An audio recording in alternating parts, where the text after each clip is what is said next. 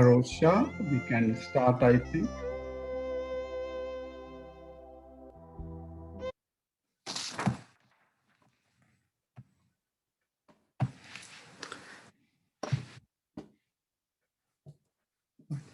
Ayubowan, very welcome everybody to our Daham Sicily program.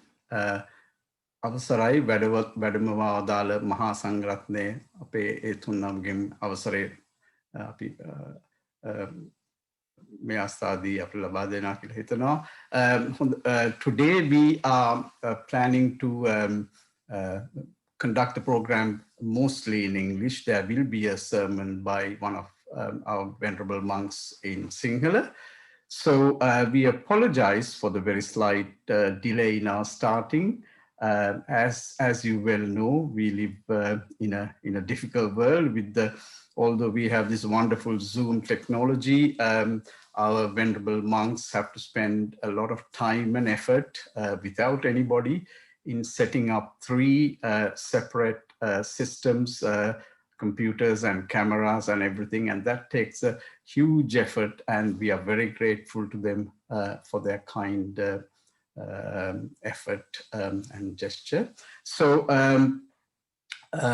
first of all, I would like to say that how pleased we are that we've been coming a very long way, and this is the 42nd Daham Sicily program. And this program is today being sponsored by Dr. Nanda and Mrs. Swarna De Silva. Of course, they need no introduction to most of you and perhaps to all of you, but I should still say that they are a very well-known, very popular, well-respected, a very benevolent family. Dr. Nanda and Mrs. Swarna have been founder members of the Vihar and have been tremendously supportive, constantly inquiring and providing support for the Vihara. So we are very grateful and we are so pleased to have you on the program. And the program today is a very special occasion, is to celebrate two birthdays. Until recently, I thought it was only one birthday, but we do have Dr. Nanda, who celebrated the birthday yesterday. Many happy returns to you, Nanda. And also Swarna, who's will be celebrating on the 2nd of March. A very happy birthday to come to you, Swarna. So from all of us, from the Vihara community, we really hope and pray for your happiness and good health.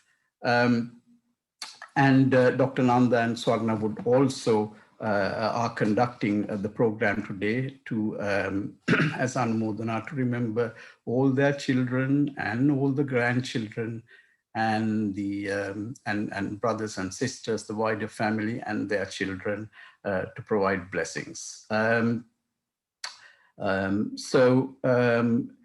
As without taking too much time, I would like to just say a few words about the topic today. We have started some time ago. We used to have the traditional Dharmadeshana as a long version of it.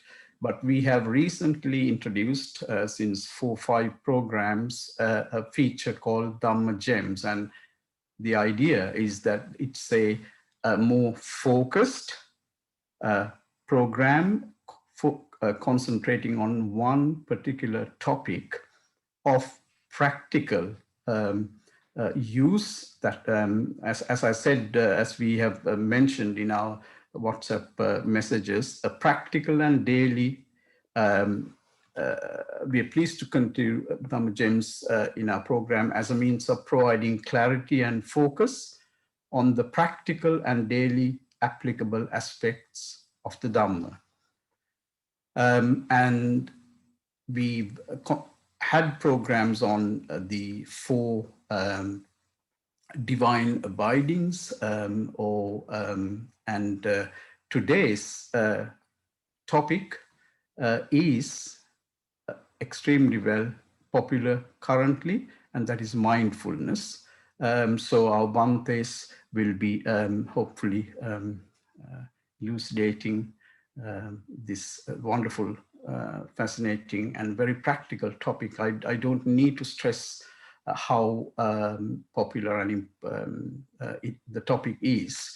So we are blessed to have our 3 most venerable monks, and they are the most venerable Reverend Dr. Dato Dr. Sumansiri from Singapore and Malaysia. And we also have the most venerable Mathara Dikwalle Vavrukannala, the former head of the Vavrukannala Rajmaha Vihara Pirivena, Atipujya Dikwalle Sila Sumana Thero, and of course Atipujya, our own head of Milton Keynes and the Letchworth Vihara, Akurala Samita Thero. So I would very respectfully request our Bhantes to start the program, and I hope you have a very profitable, enjoyable, useful session.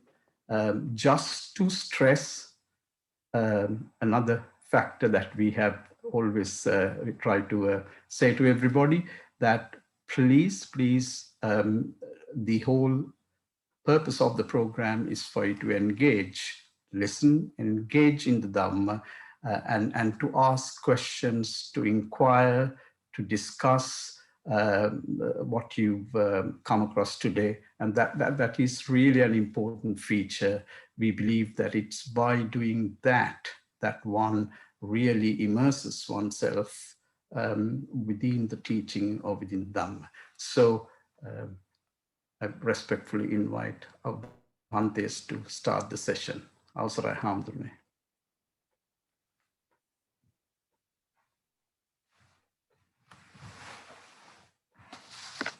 Namo Buddhaya. Good evening, everyone.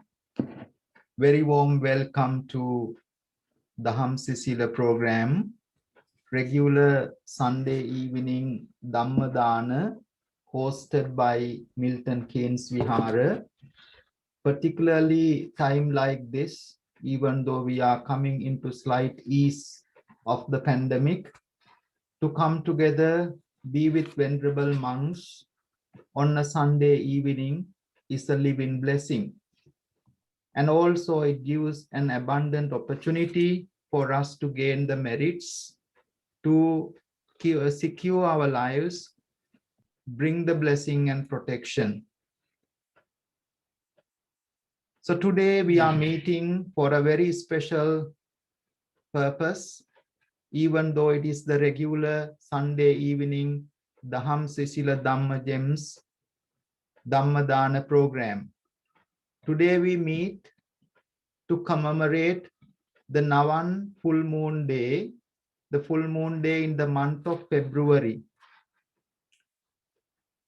For the Buddhist, full moon day is a very special day that we take extra effort and extra time to engage ourselves in the practice.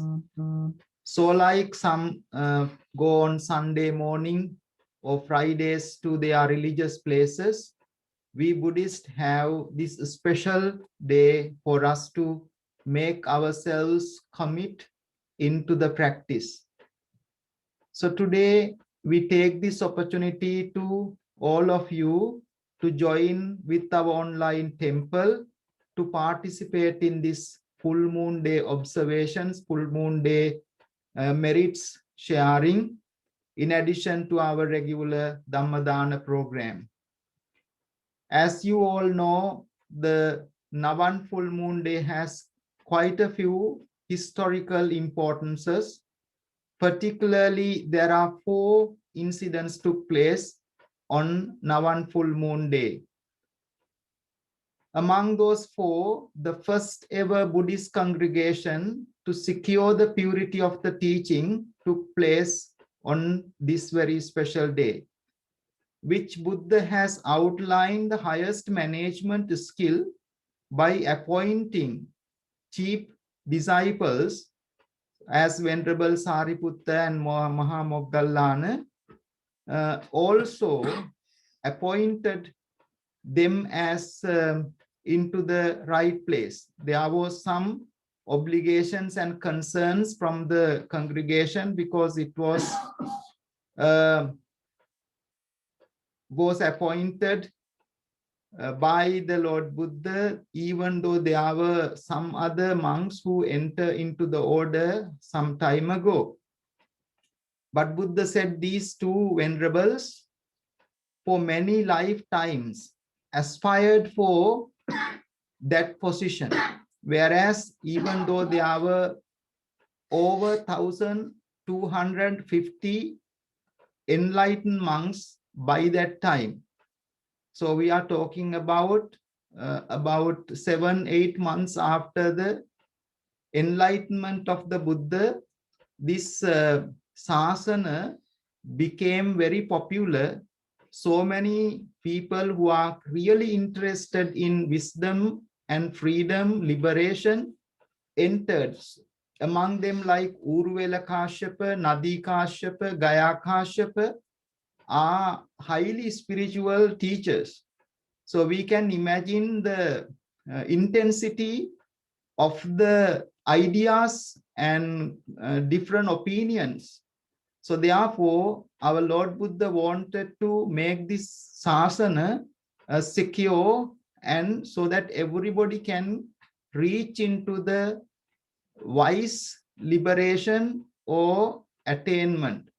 So that was on this very special full moon day, Lord Buddha appointed 2 chief disciples as Venerable Sariputta and Moggallana. Those 2 venerable monks are highly important in our sasana, that I encourage you to read their life and study them. That is a very special thing that you can do on this Navan full moon day. And taking their life as an example to follow our path to realize the Paticca Samuppada, dependent origination, and some other factors is very important. In addition to that, Buddha on this full moon day, as the sasana started to extend by many followers, established some special rules called Ovada Patimokha on this very full moon day. That was set of rules for the ascetics, for the monks to followed by. One of those are Sabba Papa Sakaranang, you all know, that is very popular Gatha, which outline what really Buddhas expect from us. And also the other one explain Kanti Paraman Tapo Titikha, which means the patient is the highest spiritual culmination. And final one, Anupavado, Anupagato, those are the 3 stanzas on this Ovada Patimokha outline explained by the Buddha as a disciplinary code. The last one says, if a monk or a laity is aggressive, angry, and disturb and use even harsh words, that person lose the identity. So we got to be an example in our speech, in our thought, in our mind, to be morally disciplined. That discipline secures our order, our life, our samsaric effort. The final thing happens on this full moon day is the determination of the term of life of the enlightened one, which we call Buddharajanan Vahansege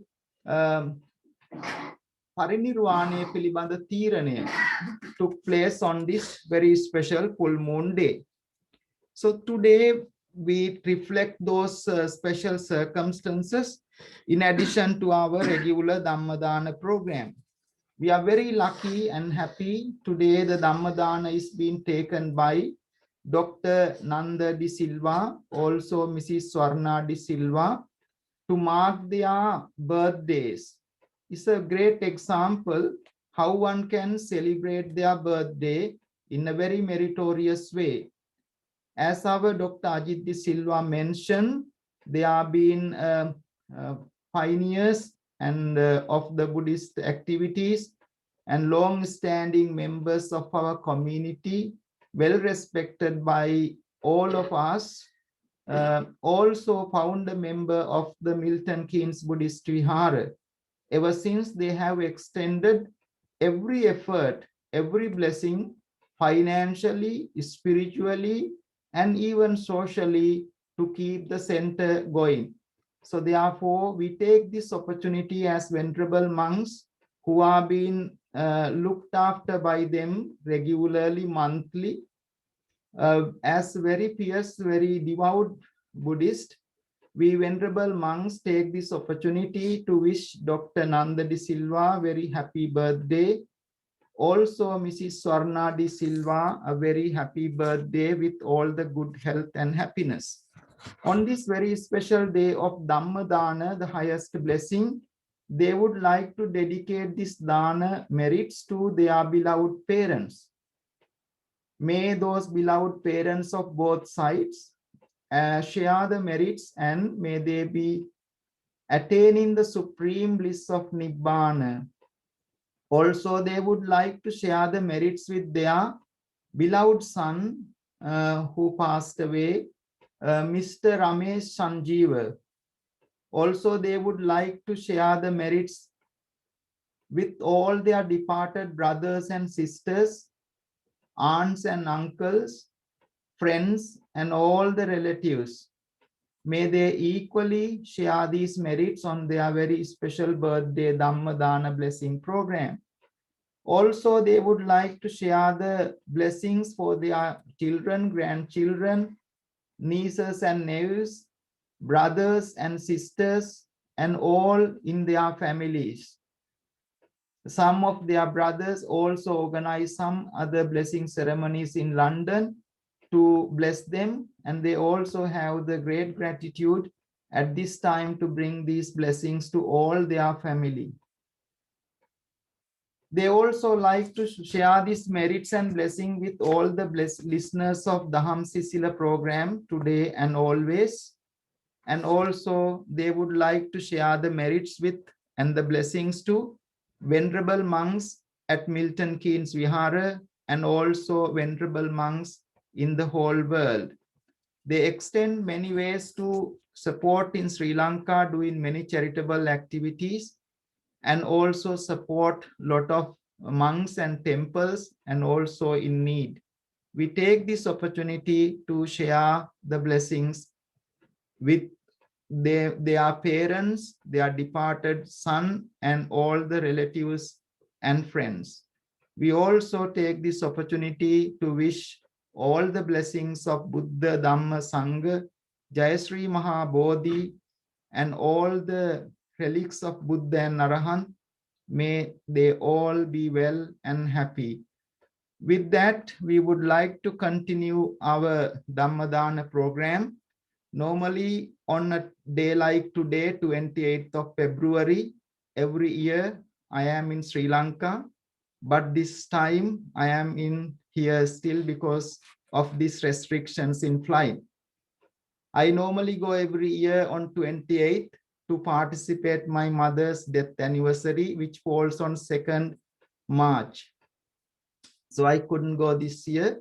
So I take this opportunity to reflect all the merits I have done in my life, and may my beloved mother also share the merits of this noble meritorious activities for giving us the energy and life to continue into a very meaningful way of life.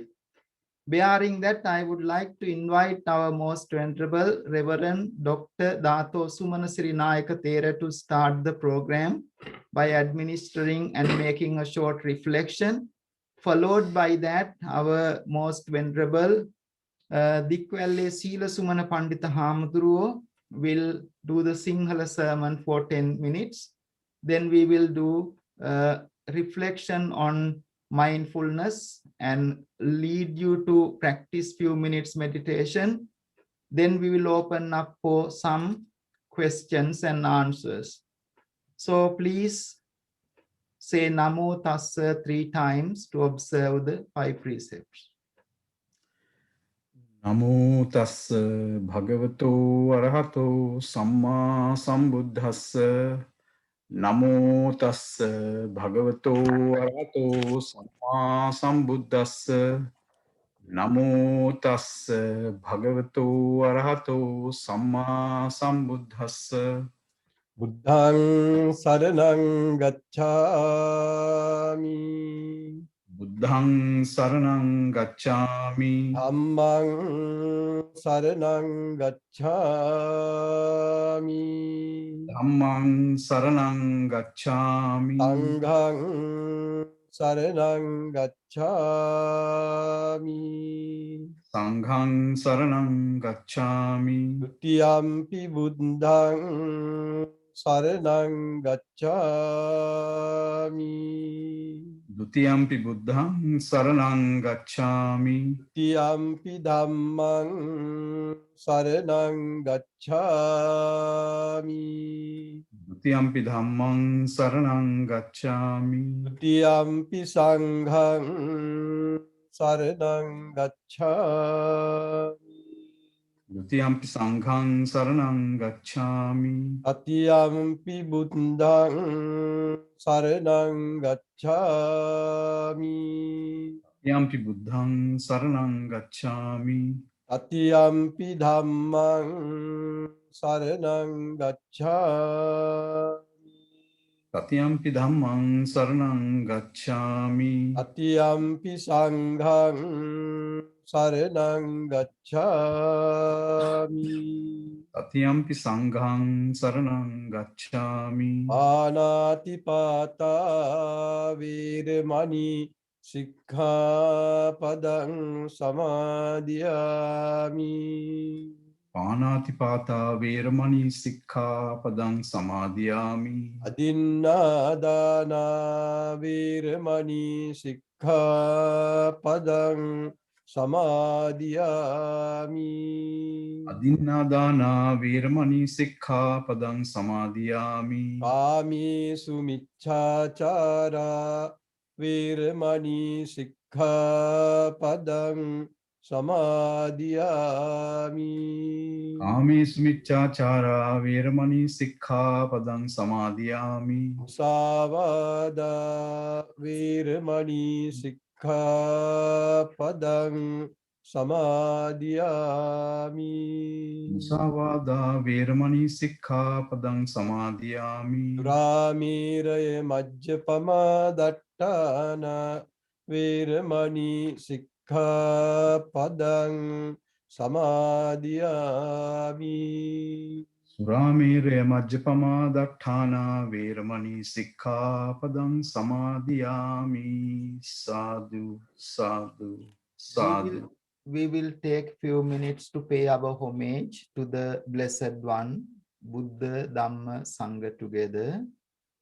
Namo tassa bhagavato arahato samma sambuddhassa. Namo tassa bhagavato arahato samma sambuddhassa. Namo tassa bhagavato arahato samma sambuddhassa. Iti piso bhagava arahang සම්මා සම්බුද්ධෝ විඤ්ඤාචරණ සම්පන්නෝ සුගතෝ කරිදෝ අනුත්තරෝ පුරිස ධම්ම සාරති සත්තා දේව මනුස්සානං බුද්ධෝ භගවාති ස්වාක්ඛාතෝ භගවතා ධම්මෝ සම්දිට්ඨිකෝ අකාලිකෝ ඒහිපස්සිකෝ ඕපනයිකෝ පච්චත්තං වේදිතම්බෝ විඤ්ඤුයිති සුපටිපන්නෝ භගවතෝ ශාවක සංඝෝ උජ්ජුපටිපන්නෝ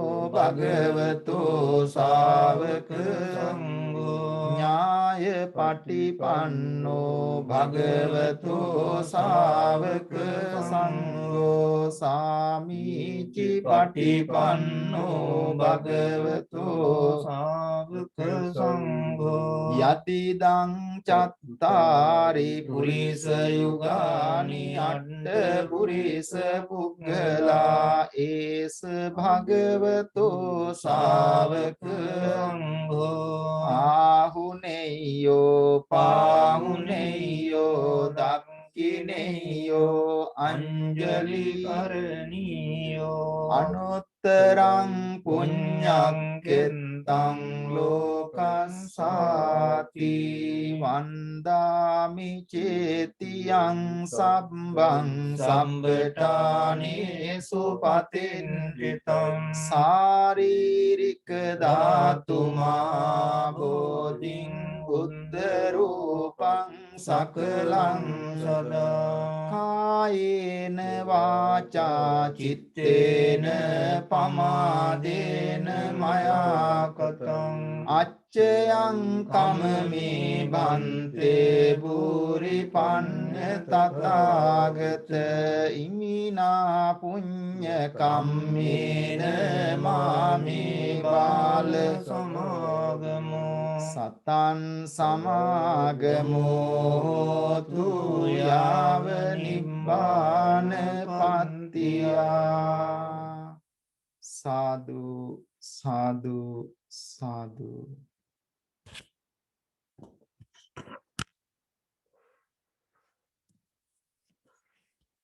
Reverences, sisters and brothers in Dhamma. Happy birthday to both Dr. Nanda and Mrs. Swarna. I was just thinking when she was born March the 2nd. It's a historical day in Sri Lanka's or Ceylon history when Sri Lanka came under the power of the British March the 2nd. And it's interesting to see that Swarna was born on that particular day, coming to England and spreading Buddhism with a good husband. Today, I'm just going to touch on 2 points because of the 2 birthdays of our sponsors. That is about duties of a husband and a wife. Birthdays are a joy. Life is of great value. It's a gift, it's a reward. A reward that comes from our past actions, a rare opportunity, not a biological accident, a potentiality to go higher heights. It is not a tragedy, nor a comedy. In very unexpected cases, it could be a tragedy. And it's not a cause to despair when you think about life, to be anxious about it. Happily do we live amongst the hateful without hate. Amidst the hateful, we dwell unhating. These are the Buddha's words from the Dhammapada. So to touch on the family institution, because superficially looking at Buddhism, many people think Buddhism is running away from normal social life. This is wrong. The Buddha very well accepted the family situation. He didn't expect all of us to become monks and nuns. Liberation and happiness in this very life is for everybody, monks, nuns, laypersons, men and women equally.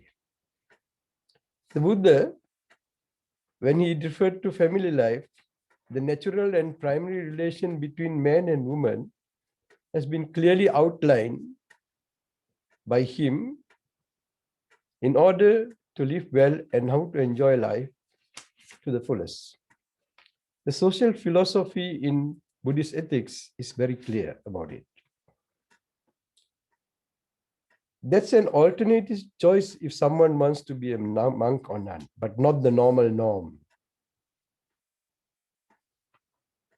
The main task of the Buddhist practice is to not simply change your formal way of looking by becoming a monk or nun, but how to change your mind and body interaction and balance yourself to satisfactory results.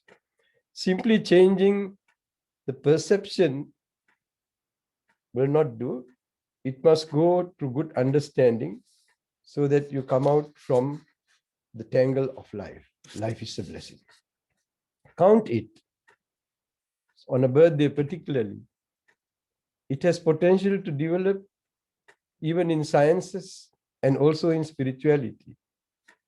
We respond to many things and many people in life.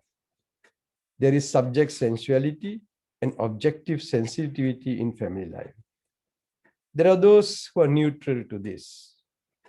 They don't see much value in systems. The Buddha considered the pleasure principle as one of the basic factors in human motivation. Man or human beings seek what is pleasurable. They dislike what brings suffering. So life is based, after all, on desire. We abhor pain. This is our nature.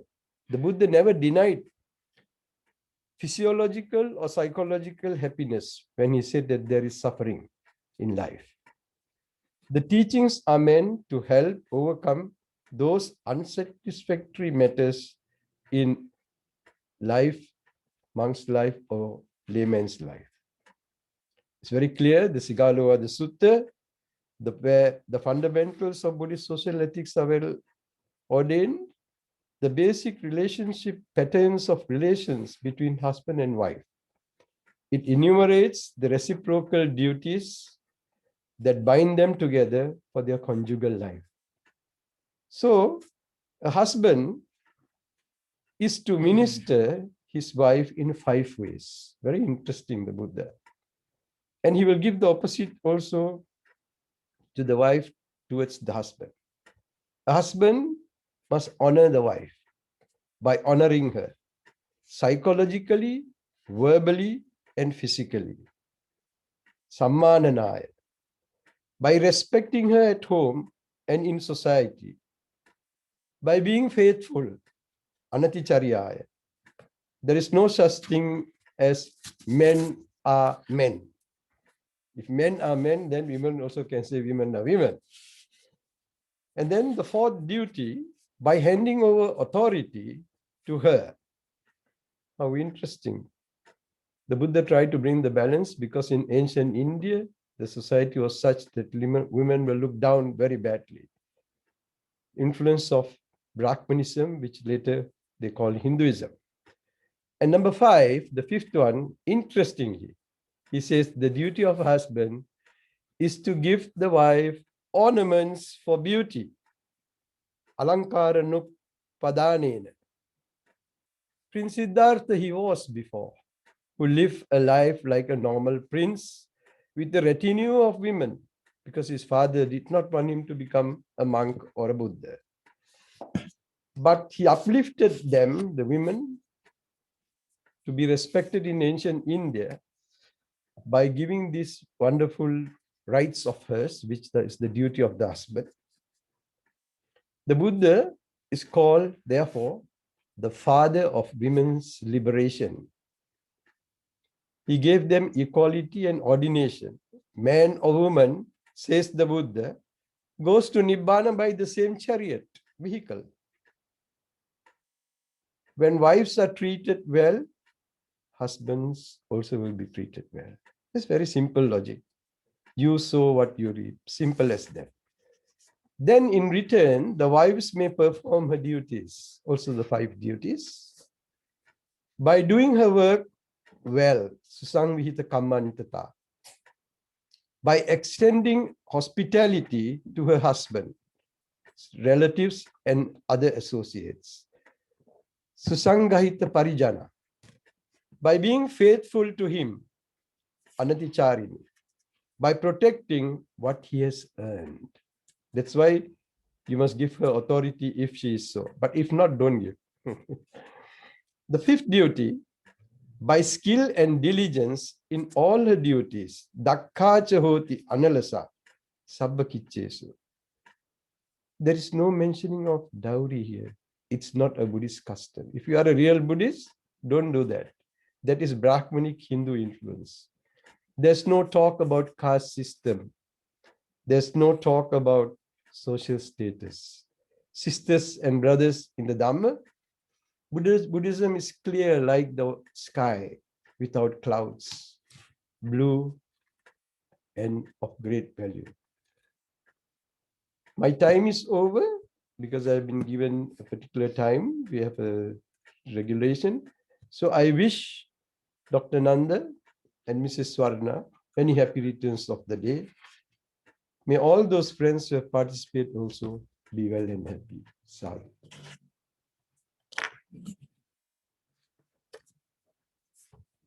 Namo tassa bhagavato arahato samma sambuddhassa. ගෞරවනීය සාන්ද්‍රණ වහන්සේ පින්නතුනි, අද දහම් සිසිල මාතෘකාව සතිය පිළිබඳව අද විශේෂ දිනයක් හැටියට නවම් පුරපසළොස්වක පොහොය දිනය මෙනෙහි කරමින් සිහිපත් කරමින් ශාසනික වශයෙන් වැදගත් සිදුවීම් රාශියක් සිද්ධ වෙච්ච දිනයක් තමයි මේ නවම් පුරපසළොස්වක පොහොය කියලා කියන්නේ. නවම් මාසය කියලා කියන්නේ නැවුම් බවක් අලුත් බවක් ඇති වෙන මාසය. පරිසරයේ ගහකොළවල අලුත් බවක් ඇති වෙන කාල පරිච්ඡේදය තමයි නවම් මාසය කියලා කියන්නේ. අන්නේ නවම් මාසයේ ඓතිහාසික පූජනීය දිනයක් හැටියට නවම් පොහොය වැදගත් වෙනවා. කරුණු කීපයක් නිසා ඒ බුදුහාමුදුරන්ගේ ප්‍රථම සංඝ සම්මේලනයේ පැවැත්ුණේ අද වගේ ඒ නවම් පුරපසළොස්වක පොහොය දවසක. ඒ වගේම රජගහනුවර වේළුවනාරාමේදී ඒ සරියුත් මුගලන් දෙදෙනා වහන්සේට අග්‍ර ශ්‍රාවක තනතුරු ලැබුණේ ඒ නවම් පුරපසළොස්වක පොහොය දිනයක. ඒ වගේම අපේ බුදුහාමුදුරු මහා සංඝයාට ඕවාද ප්‍රාතිමෝක්ෂය දේශනා කළේ මේ පොහොය දිනේදී. ඒ වගේම බුදුහාමුදුරුවෝ පිරිනුවම් පානවයි කියලා මාස 3කට පෙර ආතුව වයස අවුරුදු 80 දී ආයු සංස්කාරය අතහැරියේ නවම් පුරපසළොස්වක පොහොය දිනයක. අන්නේ උතුම් පොහොය දිනය නිමිති කරගෙන අද මේ පින්කම සිද්ධ කරන්නේ. අද අපේ මාතෘකාව තමයි සතිය කියලා කියන්නේ. ධර්මයේ සතිය කියලා කියන්නේ කුසල පක්ෂේ නැතිනම් කුසල් අරමුණක පිහිටුවන සිහියට තමයි කුසල සතිය කියලා කියන්නේ. ඒ වගේම කෙනෙකුට ලැබෙන පිහිට යන අර්ථේනොත් සතිය කියලා යෙදිලා තියෙනවා. සතිය නැත්තම් සිහිය මේ මනුෂ්‍ය ජීවිතයේ මෙලොව දියුණුවටත් පරලොව දියුණුවටත් හේතු වෙනවා. අපේ බුද්ධ දේශනාවේ මේ සතිය පංච ඉන්ද්‍රිය ධර්මයක් දේශනා කරනකොට ඉන්ද්‍රිය ධර්මයක් විදියටත් දේශනා කරලා තියෙනවා. ඒ වගේම පංච බල ධර්මවලදීත් ඒ බල ධර්මයක් විදියටත් දේශනා කරලා තියෙනවා. ඒ වගේම සත්ත බොජ්ජංග ධර්මවලදී බොජ්ජංග ධර්මයක් විදියටත් ආර්ය අෂ්ටාංග මාර්ගයේදී සම්මා සතිය පිළිබඳව ඒ නිවන් මාර්ගයට යන කරුණු පිළිබඳව දක්වන තැනදී සම්මා සතිය ගැන දක්වලා තියෙනවා. ඒ කෙලෙස් සහිත සත්වයාගේ සිත අකුසල පක්ෂයට බර වෙලා තියෙන්නේ. ඒක හරියට ගලා යන ජලයේ ලබු කබල් නවතින්නේ නැතිව පාවෙලා යනවා වගේ අකුසල පැත්තට තමයි සත්වයා ගමන් කරන්නේ, නරක පැත්තට. ඒ සතියෙන් අපි නැත්නම් සිහියෙන් එහෙම යන සිතට යන්න නොදී කුසල පැත්තට නවත්තන එකයි කරන්නේ. ඒ වගේම සත්වයන්ට කුසල ක්‍රියා සිදුවන්නේ කුසල් සිත්වන්නේ සිදුවන්නේ සිහිය තියෙනකොට කියන එකයි බුදුදහමේ උගන්වන්නේ.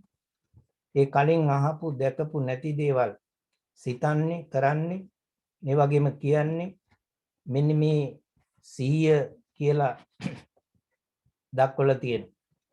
ඒ වගේම අපේ චෛතික සිත් බොහෝ ශක්තියින් ගණනාවකින් යුක්තයි. මේදී අදහස් කරන්නේ සතිය කියන එක සෑම කුසල් සිතකම අංගයක් වශයෙන් ලැබෙන සූක්ෂම ස්වභාවයක් හැටියට තමයි අපේ ධර්මයේ මේ සතිය විස්තර කරලා තියෙන්නේ. ඒ වගේම යම්කිසි වස්තුවක් ලැබුණා මේක තමන්ගේ සැප පිණිස යොදා ගන්න නැත්නම් සංගවල ඒක ආරක්ෂා කර ගන්නට කටයුතු කිරීම තමයි කෙලෙස් සහිත පුජ්‍යලයාගේ ස්වභාවය. ඒතකොට මේක නොඑක ආකාරයෙන් මේ සතිය අපේ ධර්මයේ විස්තර කරලා තියෙනවා. ඒතරේ සතිය ඇති කර ගැනීමට ආරක්ෂක ධර්මයක් හැටියට දක්වලා තියෙන්නේ අප්‍රමාදය කියලා කියන්නේ මේ සතියේටම තවත් නමක් හැටියට අපට ධර්මයේ විස්තර කරලා තියෙන්නේ. ඒ වගේම අකුසල පැත්තට යන්න නොදී කුසල පැත්තේ සිත නැවැත්වීම සඳහා අපට සතිය කියන එක අවශ්‍ය වෙනවා. ඒ වගේම කුසල පක්ෂයේ ගමන් කිරීම වළක්වලා අකුසල පක්ෂයේ සිත පවත්වා ගන්නටත් ඒ අකුසල සතියක් වමනා වෙන්නේ නැහැ. ඒ කුසල පක්ෂයේ සතියයි අපට අවශ්‍ය කරන්නේ. ඒ අකුසල ධර්ම සියල්ලම සතියට විරුද්ධ ධර්මයක්. ඒ නිසා ඒවට මිච්ඡා සතිය කියලා අපේ ධර්මයේ දක්වලා තියෙනවා. ඒ වගේම සම්මා සතිය කියලා අපේ ධර්මයේ සඳහන් වෙනවා. ඒ සම්මා සතිය කොටස් දෙකක් වශයෙන් විස්තර කරලා තියෙනවා. එකක් තමයි මිත්‍යා සතිය කියලා කියන්නේ. මිත්‍යා සතිය කියන්නේ වැරදි සිහිය අකුසල කර්ම සිද්ධ කරනකොට ඒහා යෙදෙන සිහියට තමයි මිත්‍යා සතිය කියලා කියන්නේ. සම්මා සතිය කියලා කියන්නේ ක්ලේශ ධර්ම සිත තුළ මතුවෙනකොට නැවත සිත මාර්ගයට යොමු කරන ධර්ම වලට තමයි සම්මා සතිය කියලා කියන්නේ. ඉතින් අපි භාවනා කරනකොට නොඑක අකුසල අරමුණු වල යෙදෙනවා අපේ හිත. ඒක භාවනා අරමුණේම සිත පිහිටුවා ගැනීම තමයි වැදගත් වෙන්නේ. මේ නොඑක අරමුණු කරා යන හිත අවුල් නොසන්සුන් වෙන්නේ නැතුව සිත දියුණු කර ගැනීම තමයි අපි භාවනාව සතිය දියුණු කිරීම තුළින් කරන්නේ. ඒ නිසා මේ සතිය පිහිටවන්නට හේතු වන කරුණු කිහිපයක් අපේ ධර්මයේ දක්වලා තියෙනවා. එකක් තමයි සතිය නැති අයගෙන් ඈත් වෙලා ඉඳීම. ඒ වගේම සතියෙන් යුතුව වැඩ කටයුතු කරනකොට ඒ ආශ්‍රය කිරීම ඉතාම වැදගත් කියන එකයි අපේ ධර්මයේ දක්වලා තියෙන්නේ. ඒ වගේම සතිය දියුණු කරගත යුතු යන හැඟීමක් අපිට තියෙන්නට ඕන, අදිෂ්ඨානයක් තියෙන්නට ඕන. අන්න එතකොට තමයි ඒ සතිය නැත්තම් සිහිය දියුණු කරගන්න පුළුවන්කම ලැබෙන්නේ. මෙන්න මේ විදිහට සිහියෙන් යුක්තව පුජ්‍යලෙක් ඒ කටයුතු කරනවා නම් ඒ වැරදි අරමුණු වලට එන්නේ නැතුව තමන්ගේ සිත රැක ගන්නට පුළුවන් නම් ඒක යහපත් බව තමයි අපිට ධර්මයෙන් විස්තර කරලා තියෙන්නේ. ඒ වගේම සිහිය ඒ මූලික දැනුම ලබා දෙන්නේ සතිපට්ඨානය තුළින්. සතිය කියලා කියන්නේ සිහිය, ප ဋ ාණ කියලා කියන්නේ පිහිටුවීම. ඒ සිහිය පිහිටුවා ගැනීම මේ ජීවිතයේ හොඳ කල්පනාවකින් අවධානයකින් කළ යුතුයි කියන එකයි අපිට ධර්මයේ දක්වලා තියෙන්නේ. ඒක ඉරියව් හතරෙදීම සිද්ධ කරන්නටයි කියලා අපිට ඒ සතිපට්ඨාන සූත්‍රයේ දක්වලා තියෙනවා. සිව් ඉරියව්වේදීම මේ සතිය කියන එක සිහිය දියුණු කරන්නටයි කියලා. ඒ සතර සතිපට්ඨානයක් දක්වලා තියෙනවා. කායානුපස්සනා, චිත්තානුපස්සනා, වේදනානුපස්සනා, ධම්මානුපස්සනා කියන මෙන්න මේ සතර සතිපට්ඨානයේදීම සම්මා සතිය දියුණු කළ යුතුයි කියන එකයි දක්වලා තියෙන්නේ. බුදුහාමුදුරු දේශනා කරපු මේ සතිපට්ඨානයේ විශේෂයෙන් දක්වන්නේ සම්මා සතිය පිළිබඳව. ඒ සම්මා සතිය ඇති කරගන්නට නම් සම්මා දිට්ඨිය කියන එක අවශ්‍ය වෙනවා. ඒ නිසා සම්මා දිට්ඨිය අපේ ජීවිතවලට අත්‍යවශ්‍ය අංගයක් හැටියටයි දක්වලා තියෙන්නේ. අන්නේ සම්මා දිට්ඨිය ඇති කරගත්තොත් ඒක මුල් කරගෙන අපිට සතර සතිපට්ඨාන භාවනාව වඩන්නට දියුණු කරන්නට පුළුවන්. ඒතර සම්මා දිට්ඨිය කියලා කියන්නේ චතුරාර්ය සත්‍ය පිළිබඳව ඇති කරගන්නා අවබෝධය. අන්න එයින් අදහස් කරන්නේ අපේ ජීවිත අවබෝධය නැත්නම් යථාවබෝධය සැබෑ తත්වය අවබෝධ කර ගැනීම.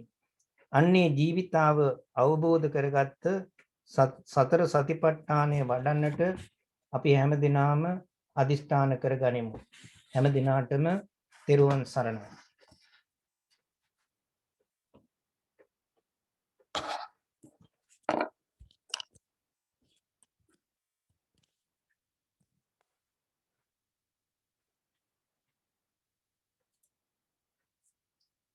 නමෝ තස්ස භගවතු අරහතෝ සම්මා සම්බුද්දස්ස.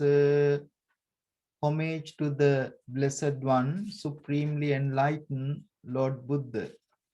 Today we are talking about one of the very central teachings of the Buddha, known as mindfulness. Mindfulness being a very popular word in the modern world, but it is coming from the very early 26 centuries ago, and it is not a new word. There has been remarkable interest in understanding and the practice of mindfulness over the past decade or so, especially in countries in the West. It is definitely and nowhere else coming from Buddhism. The person mainly responsible for initiating the current surge of interest in mindfulness in the West is John Kabat-Zinn, an American professor emeritus of medicine at the University of Massachusetts Medical School.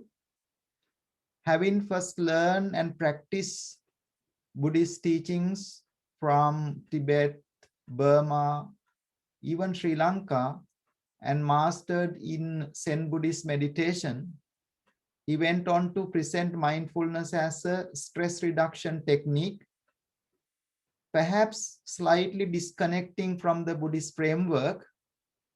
However, he wanted to apply it into the broader nature people, and that has been very popular practice for overcoming physical, mental problems.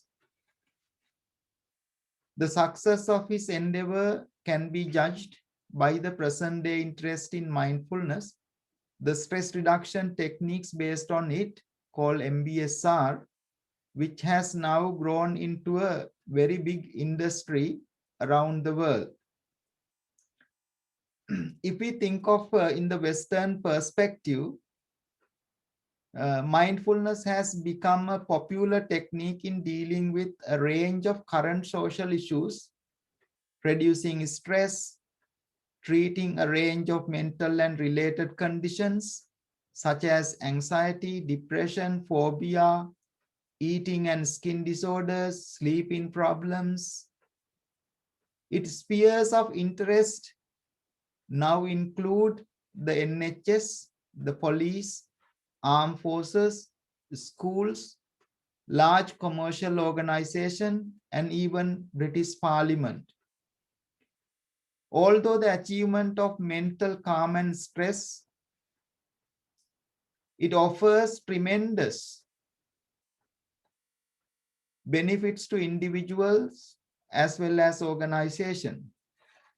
The effective packaging and presentation of mindfulness purely as a therapeutic technique undervalues, it really undervalues its inherent wholesome nature and its true potentials. If we look into just the word of mindfulness, but it opens up a lot of opportunities for us to go into the right meaning of the Buddhist teachings. So what is the Buddhist perspective about this mindfulness? Buddha's teaching is all about achieving true happiness, ultimate happiness, as described equanimity, leading eventually to final liberation, we normally call Nibbana. One becomes equanimous when one has completely given up both greed, ignorance, and hatred, given up both attachments and repulsion. What leads to greed and hatred or attachment and repulsion? It is mithya ditti, incorrect view or incorrect understanding, wrong view, incorrect interpretation of the nature of all physical and mental phenomena that leads to incorrect interpretation of nature. It is the lack of wisdom primarily due to our inability to be calm and focused, see things as they are.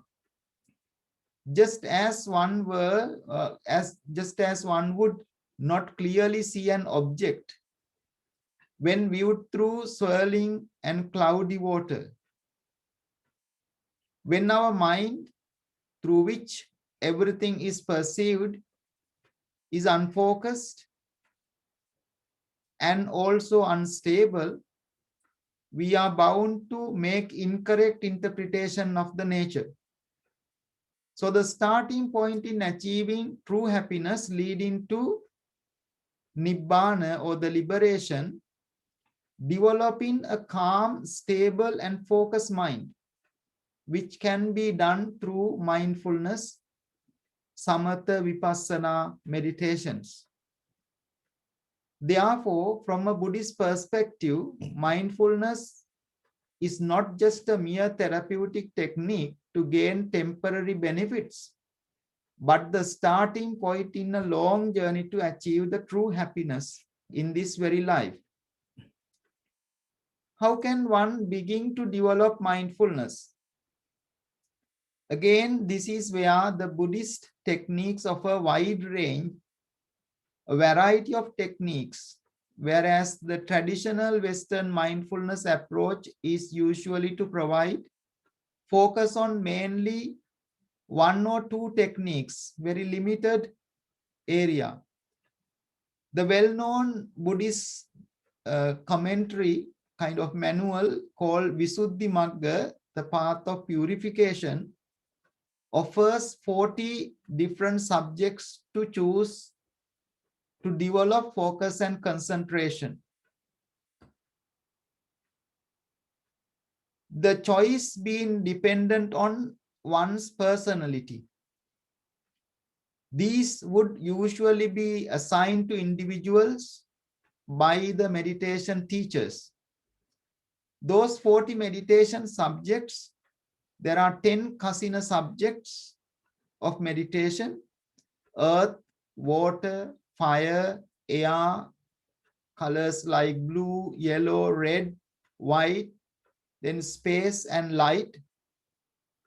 We take these as kasinas, the meditation objects, and then improve the deep concentration as a form of meditation. The others are 10 loathsome objects, 10 kinds of human nature of the dead bodies, and then 10 recollections of the Buddha, recollection of the Dhamma, recollection of the Sangha, recollection on morality, recollection on generosity, recollection on divines, devas, deities, recollection on liberation, and recollection on 32 parts of the body and breathing meditation. Next four are for divine abiding. We have been discussing last few weeks: loving kindness, compassion, sympathetic joy, and equanimity. The next four is formless realms, realms of infinite space, infinite consciousness, nothingness, and neither perception nor non-perception, for jhanas.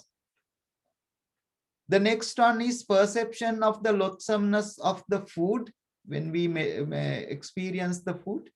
And the last one is analysis of the 4 elements, Satara Dhatu. In our last 4 sessions of Dhamma Gems, we have been looking in detail of the 4 divine abidings: loving kindness, compassion, sympathetic joy, and equanimity. Today, we take a bit more reflection on, as a mindfulness, on loving kindness meditation, also compassion practice. Those are being highly developed even in the mainstream health and well-being. They are developing it as a mindfulness-based compassion therapy.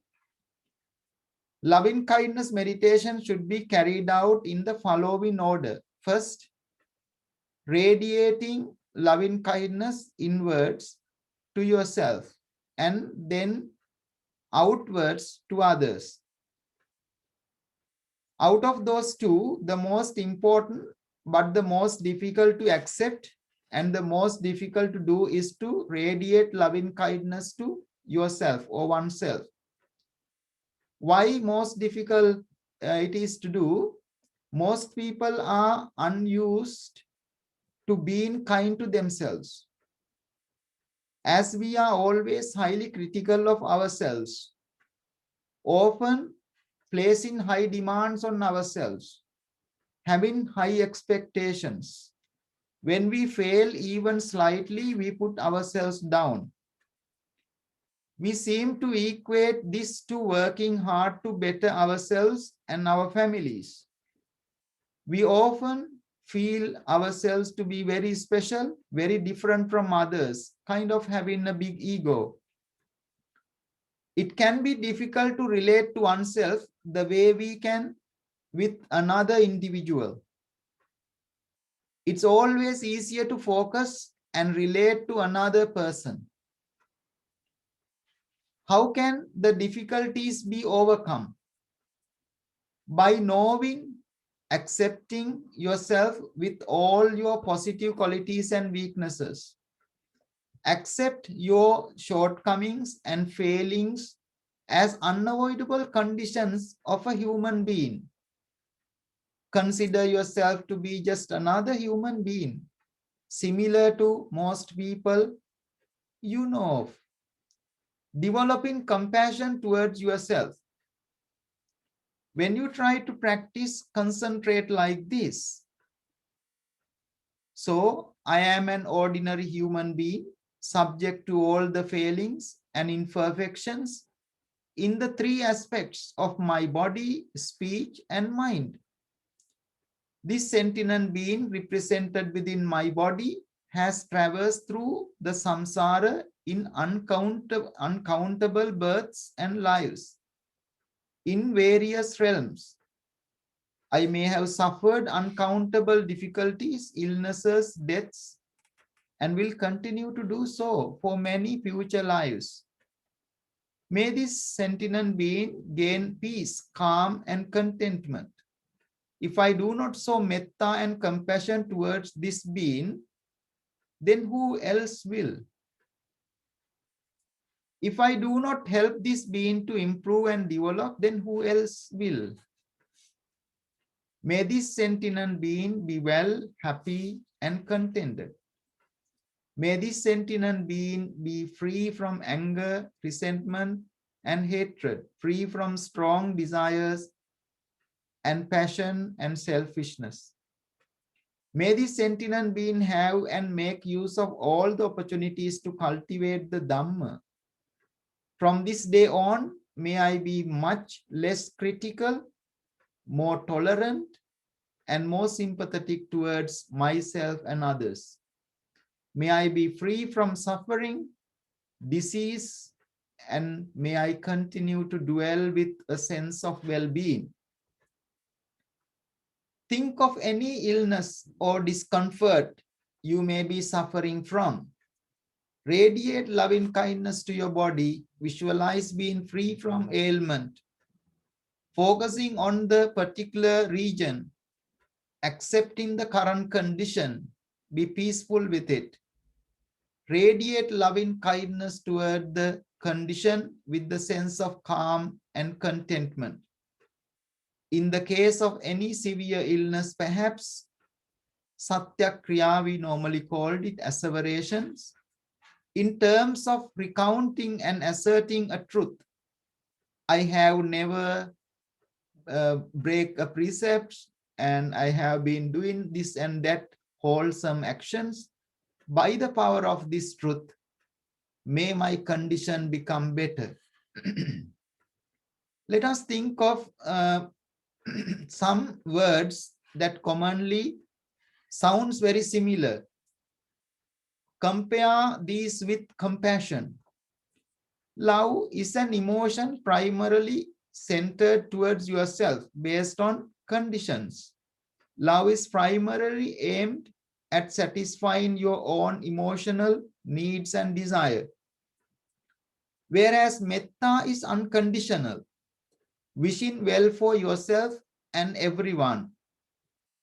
We covered this topic last week.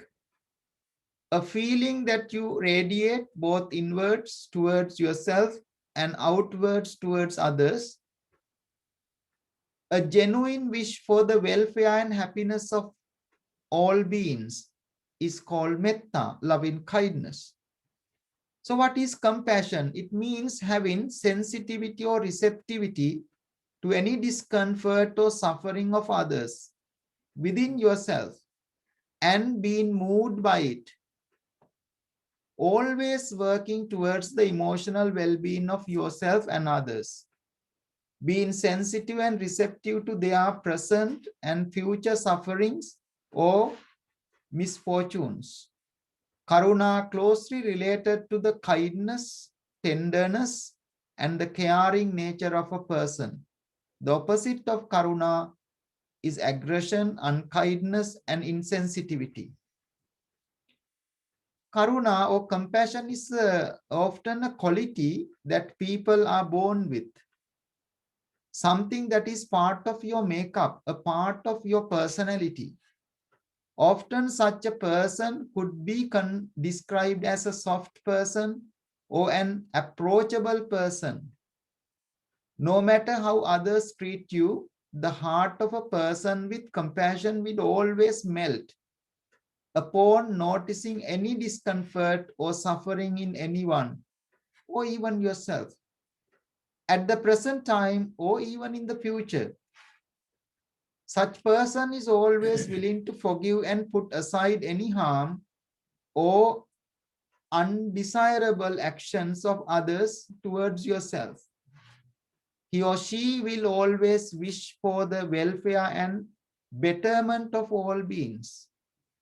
Compassion that most parents have towards their children is always prime example. The Buddha liked the compassion of parents towards children to that of the Brahma, the highest of the gods. However, the person with ultimate and boundless compassion was the Buddha himself. He alone spent many lifetimes perfecting the paramitas perfection, an unfathomable array of wholesome skills, and went through so many hardships as an ascetic due to his Maha Karuna towards all sentient beings, thus described as Maha Karuniko Nato.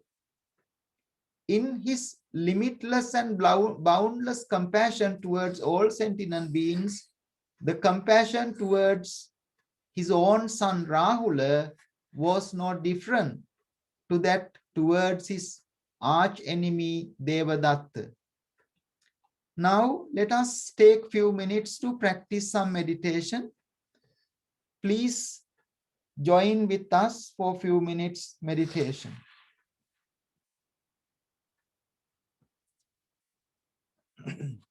Choose a comfortable position. Gently close your eyes.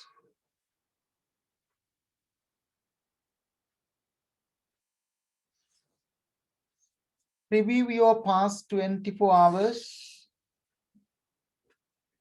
and select occasions where you have perhaps been more aggressive than ideal in dealing with others. Visualize and imagine how better you could have acted. Make a determination to do so in the future. Perhaps radiate metta towards that person. Think of someone in particular who often irritate you, or someone to whom you are never had any feeling of karuna or compassion.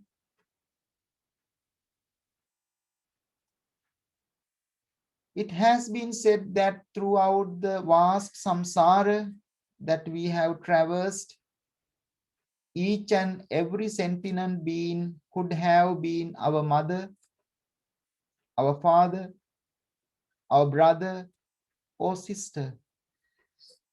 Perhaps in the dim, distant past. Bring that thought to the fore.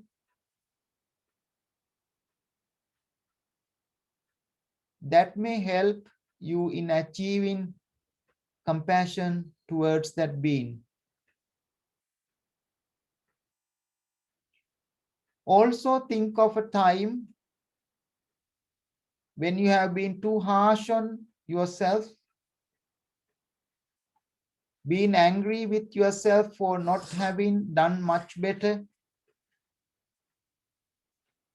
Remember that you are only just another human being with all the failings that human beings possesses. Be sympathetic to the sentient being currently located within your body, who has traversed the samsara and will continue to do so for many lifetimes in the future. Similar to Metta Bhavana, we have done in the previous Dhamma Gems program. So remain 30 seconds in that state of sublime quality of loving kindness and compassion.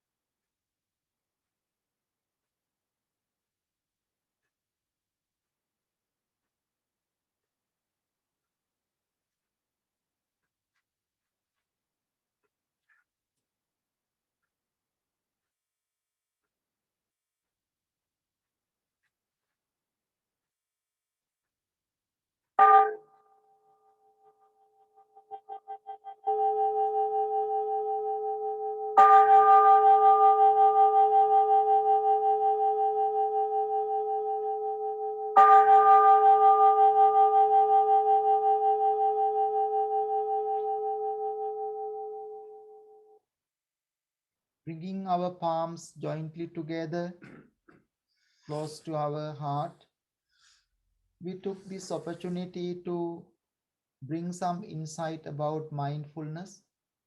It is a very powerful subject. Also, it's a very deep subject. Lord Buddha said that if one practices it correctly, within 7 days to 7 years, the person can have every benefit of it. So we do have some courses, some programs to follow that gradual training, gradual practice.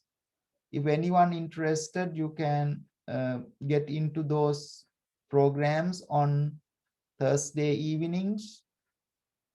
Let us take our hearts and minds together for being grateful, to reflect on mindfulness and current progress of the technique and how important in our health and well-being. We went in deep level to reflect on 40 subjects of meditation based on our characteristics. May the merits that we acquired by sharing this Dhammadana be with our sponsors of the day, Dr. Nanda De Silva, also Mrs. Swarna De Silva. May they both have a very special birthday with good health and practice. May they have every merits and blessings, protection to attain the highest understanding, wisdom, liberation in this very life. May also their departed relatives, parents, son Ramesh Sanjeeva, also brothers and sisters, aunties and uncles, and all the family share these merits. May their family, their children, grandchildren, nieces and nephews, brothers and sisters, and all their families share these blessings. May every one of the Dhammadana community, Milton Keynes Vihara, equally share these blessings, and your loved ones be well and happy. Your departed ones have the merits to attain the supreme bliss of Nibbana. With this in mind, let us share our merits together. Akasattha ca bhummattha deva naga mahiddhika punyantang anumoditva chiran rakkantu loka sasanam. Akasattha ca bhummattha deva naga mahiddhika punyantang anumoditva chiran rakkantu desanam. Akasattha ca bhummattha deva naga mahiddhika punyantang anumoditva chiran rakkantu mang paranti. Now I will pass on to our Dr. Ajit De Silva to organize the question and answers. After that, we will share the merits with departed relatives and friends. Thank you for listening. Sadhu, sadhu, sadhu. Our sincere thanks to all the three Bhantes for that very illuminating, very useful, very descriptive, practical advice on mindfulness. I simply wish we had a bit more time to spend practicing it. Hopefully, all of you will take note of the good advice that we've had today, and therefore continue to do so, practice on your own at home. So at this point in time, it's time for that very important part of the program where we get feedback, comments, questions, especially on what has been talked about here today. So I would like to welcome all of you to, we could do it in two ways. Some people prefer to send a question written down on the chat feature. If you look at the bottom of your screen, there's in the middle, there's a chat function which you can use, or simply raise hand or unmute yourself, please, and then ask the question directly. So you're very welcome to do so in any of those, using any of those methods. Yes, we have a good number of participants today, and I'm sure there are things that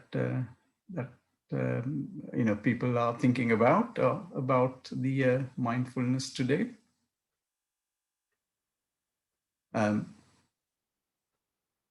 Please do come forward. I know it's always a little difficult for the first question to come.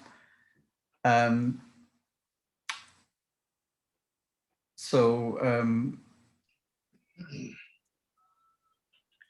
I just ask a question? It's yes, about, ma'am. I think as Buddhists, we have been trained from younger days to be aware of what we are doing. Otherwise, say taking, for instance, when we are studying, if we are not focusing on what we are doing, we'll never get anywhere. I think, but as we grew older, we have forgotten that. And we have been focusing on about acquiring wealth, acquiring this, that, and the other. Unfortunately, it takes some time. When something happens to your life, it brings home that all this is immaterial and have no value apart from developing your mind in such a way that you try to be getting rid of lobha, dvesha, and moha. That's the greed, anger, jealousy, hatred, and delusion, or the, how would I put in a simpler word? I suppose it's misguided thinking. So actually, I attended Bhante Samhita's, both me and Swan attended mindfulness training course, but unfortunately we couldn't complete because I think I was not well. But nevertheless, I and Swana, of course, both we engage in ritualistic observations of prayers in the evening and also do these things. But I think it is important to think about how we can actually get our children to follow us, our grandchildren to follow us. So I think the difficulty is that a lot of our grandchildren, unfortunately, does not speak Sinhala. So it is a big problem, but I have actually encouraged them to listen to these programs. So today's program was very useful, and I'm very thankful to the Bhante Samhita, as well as Dr. Sirisumana, who gave a very good sermon about married life, and also our Nayakatera, who spoke about Satya. And I'm ever so grateful that they did this for the benefit of the whole community. And I offer my grateful thanks to them. Thank you. Thanks, Dr. Nanda, for that very that useful comment and very important observation that you mentioned about getting our children and grandchildren, the younger generations, to follow this. I think my own personal reflection idea of that is that we are really working very hard through this program to bring just little bits of the important Dhamma, such as mindfulness today, which ought to be very easily accessible and practiced to be practiced at home. But of course, so we are endeavoring as much as possible for that very goal of making this useful and relevant to the younger generations. And I pass on the question to our Venerable Bhantes for further reflection.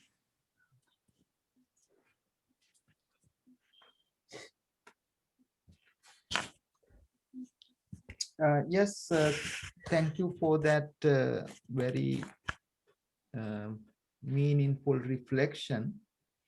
As I am very happy that Dr. Nanda Mahatma and also Swarna Nona attended our mindfulness programs.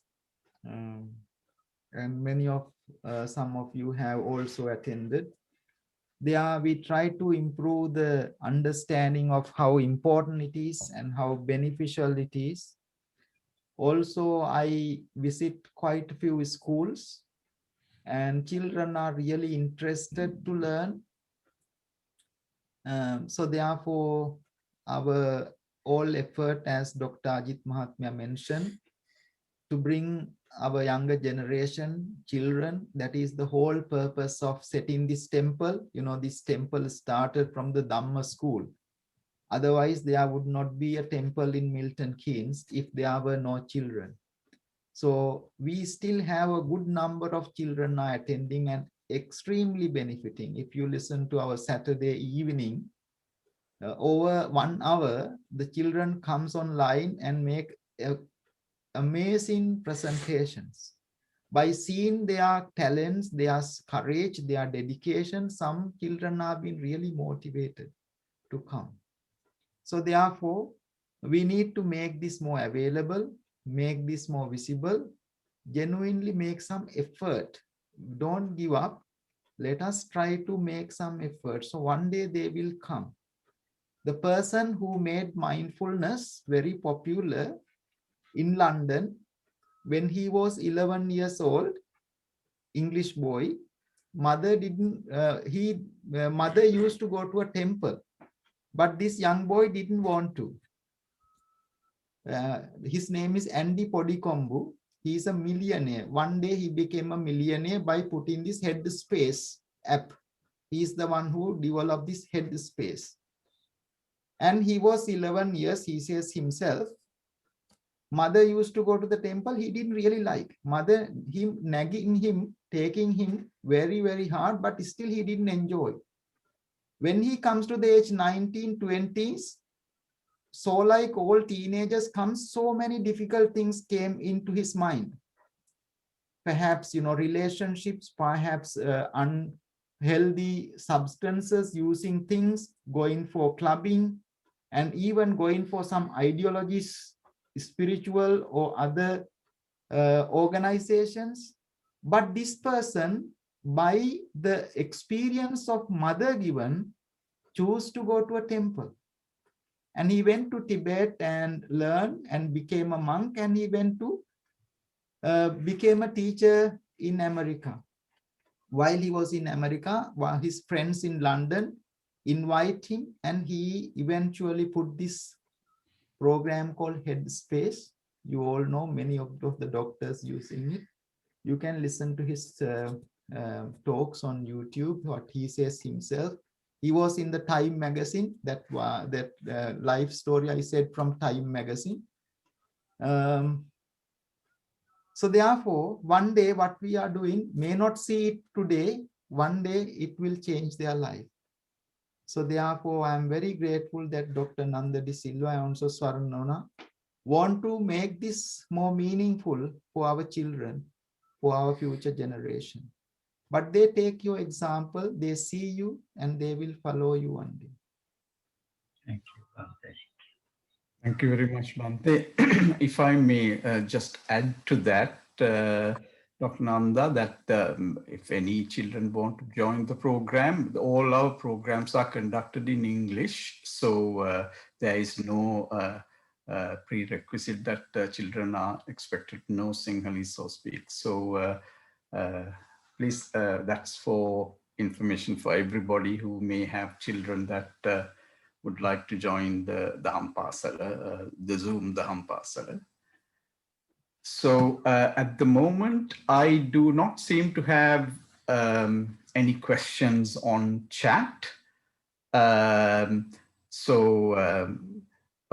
the Dharmadeshana was so extremely successful. So it's so clear to everybody, or maybe they are more likely a little shy to come forward and ask questions. So if I may, during this time, ask another question. Perhaps this is something that's shared by other people as well.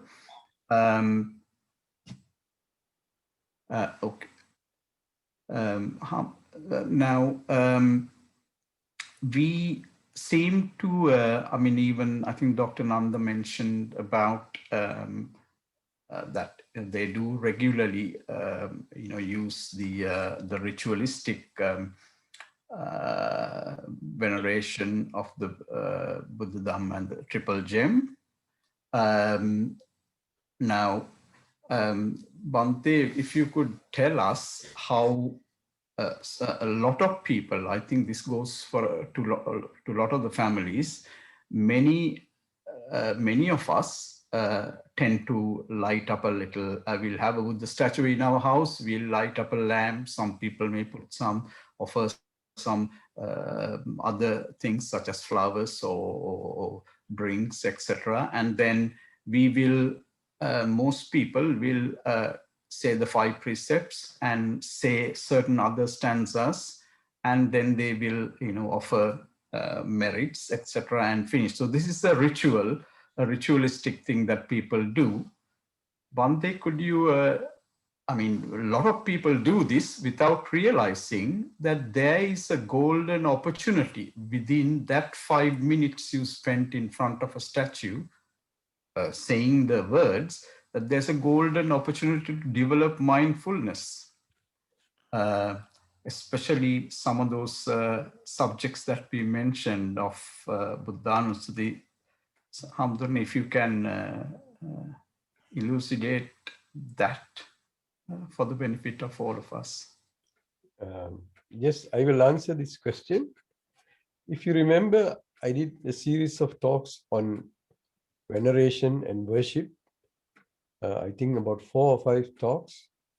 The reason was that, though I am not a ritualist myself, is to elucidate that the value of worship or veneration to the Buddha, Dhamma, Sangha, to the Chaityas, to the Bodhi trees, and their social implication in life.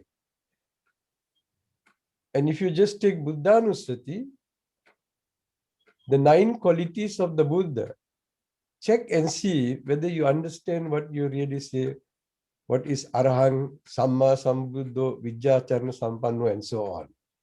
And on each quality, you can do a meditation on the Buddha. This will be a good start if you try from there, rather than going to another ambiguous theory or subject which you are not familiar with. If you have faith, that is good enough. And if you follow the 5 precepts, that is good enough to start practicing Buddhanussati. It is called the recollection or the mindfulness of recollecting the qualities of the Buddha. Buddha Anussati. It's still Sati. Yeah. Mindfulness on the Buddha, let's put it in very simple terms. Yeah. And you will understand the Buddha more.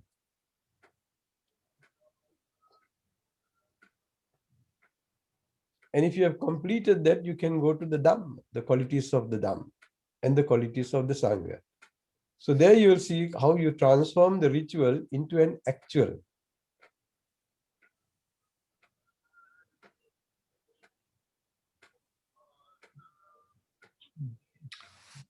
Okay, thank you very much, Bhante. I think that's extremely useful advice, and about how very many people spend this X amount of minutes every day carrying out this ritual, perhaps without realizing that it's a golden opportunity to actually practice mindfulness, awareness of the qualities of the Buddha. So it's the state of the mind at that particular time while you are chanting the stanzas that is important. So we are very grateful for our Venerable Bhantes for making that clear to us.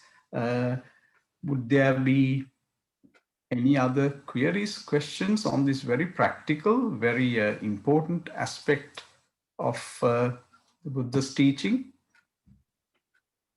I have not got it. If I can, sorry. Very welcome, Dr. Mahesh. Glad to see you there. Please go ahead. Yeah, sure. Angal, now I was to listen to what our Hamid was saying a couple of minutes ago. And sometimes actually we tend to observe things, but we may not necessarily actually start doing that, but it may come up at any time in our life. Now, this is actually one of the observations I did in the morning. So today in the morning, yesterday, because I was listening to this, the Dham Parcel, the preaching. My both kids also participated into that. It was a bit of struggle for them to actually stay in, at least sort of sitting down on the, maybe on the floor or in the chair or whatever, and also sort of meditate for about maybe 5 minutes or 2 minutes. And today in the morning, this must have been around 10 o'clock in the morning, my little son, he came and asked, Tata, is my brain belongs to me? Why can't I control that? Because it's a very interesting thing. He was asking, is that somebody else? Or is that me? Because he can think, now he must have started to think about this. Also, we never thought that this could be the case. Because he tried to obviously follow what Bhante was saying yesterday. They were meditating for about 3 minutes. And today he woke up and asked, I mean, I can do other things, what I want. Does that brain belongs to me? Why can't I control that?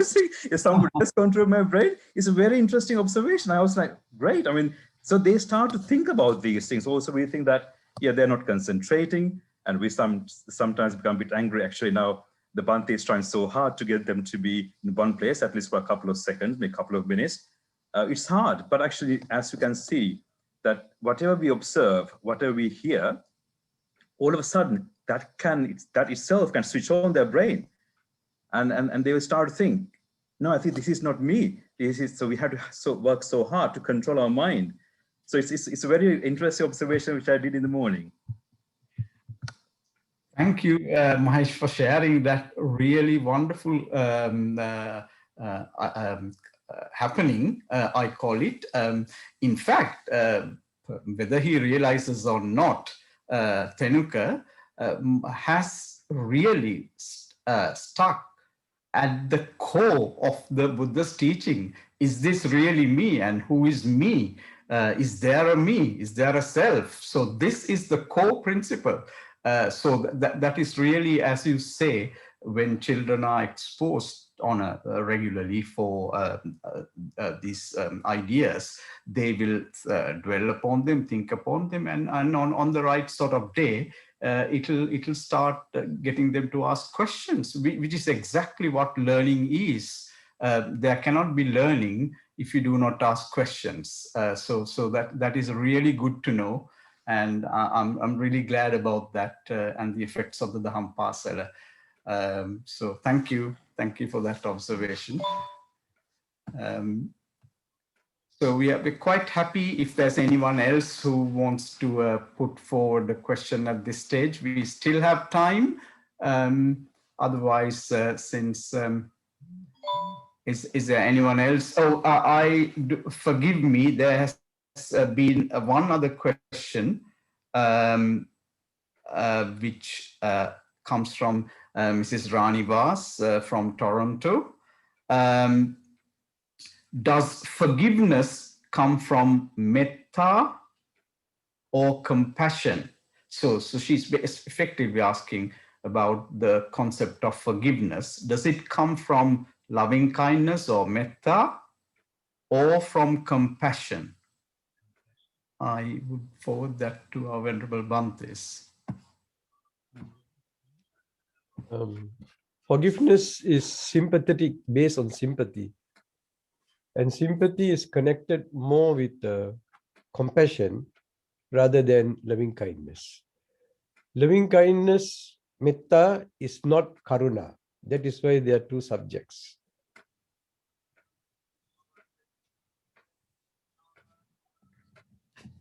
Rani Akka, do you want to ask any further questions on that, or?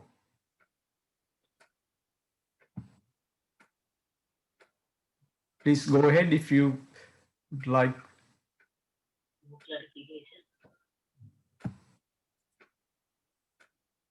Hello? Okay. Thank you very much, Bhante, for that.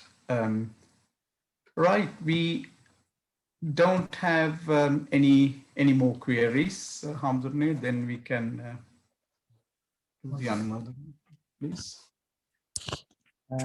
Now we are coming to the end of our Navan Full Moon Day program, Dhamma Dana Daham Sisila program, and we managed to gain a lot of merits by participating this evening Daham Sisila program. This is a regular Sunday evening program that you all can take the opportunity to gain the merits and share that merits perhaps with your loved ones who are no longer with you, or even to share the blessings for a birthday or something that you think is important in your life. So today Dhammadana program is being sponsored very kindly by Dr. Nanda De Silva, also Mrs. Swarna De Silva, to mark their birthdays, to do something very useful for them, even their departed parents and relatives, also the living. May those merits be with them. May they have the longevity, good health, and all the physical and mental strength to continue their wholesome life, getting this opportunity of very special life to gain the highest spiritual attainment. May those merits be with them all. And also their departed relatives and friends, may they also equally benefit from this meritorious activity. May they attain supreme bliss of Nibbana. Also their loving son, Mr. Ramesh Sanjeeva, may he also attain supreme bliss of Nibbana. All the brothers, sisters, aunties and uncles, friends and family who are no longer with them, may those merits be with them, and especially to their children, their grandchildren, nieces and nephews, brothers and sisters, and all in their families. May they be well, may they have the good health and protection, may no harm, difficulties come to them.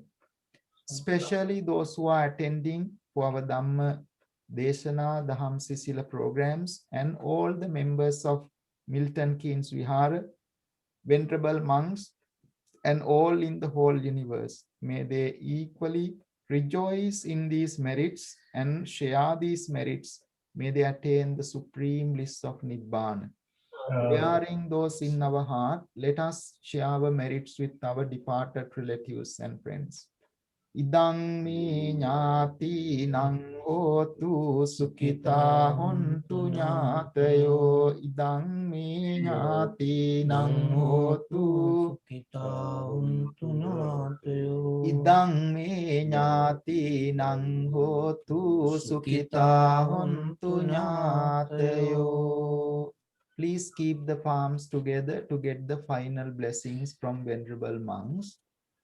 Abhivadana silissa niccang vaddhapacayino cattaro dhamma vannanti ayuvanno sukhang balam ayurarogya sampatti sagga sampatti mevaca ato nibbana sampatti minate samijjatu. Sadhu, sadhu, sadhu. Let us join together now in reciting the stanza of thanks to our venerable monks. Okasa vandhami bhante maya katang punyang samina anumoditabhang Okasa dvarattena katang sabbhang acchayang kamatame bhante Okasa kamami bhante dutiyam piyokasa kamami bhante tatiyam piyokasa kamami bhante. Sadhu.